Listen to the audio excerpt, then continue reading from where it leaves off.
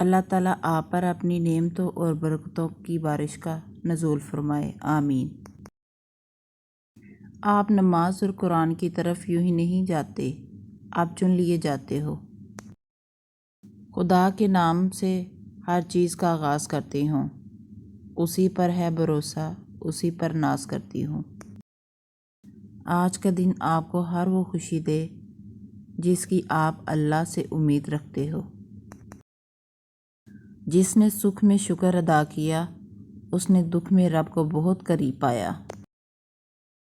کچھ نیکیاں ایسی بھی ہونی چاہیے جن کا اللہ کے سوا کوئی گواہ نہ ہو۔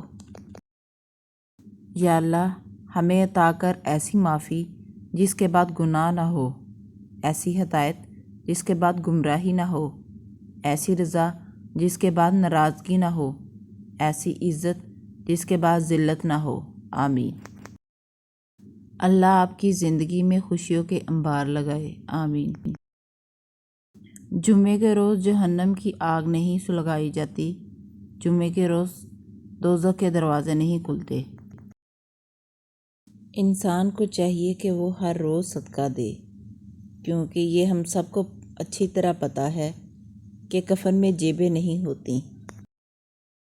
انسان کی سب سے مشکل رات قبر کی پہلی رات ہوتی ہے۔ اللہ ہمیں قبر کے عذاب سے بچائے، آمین۔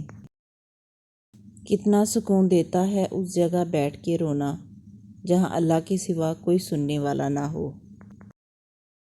یا اللہ، جو بھی تیرا نام لینے والا پریشان ہے، اس پیارے دن کے صدقے سب کی پریشانیوں کو دور فرما، آمین۔ دل کو روشن کرنا ہو تو غیر ضروری باتوں سے پرہیز کرو۔ نیکی چھوٹی ہو یا بڑی، اگر خدا کو پسند آ جائے تو وہ دوزخ حرام کر دیتا ہے۔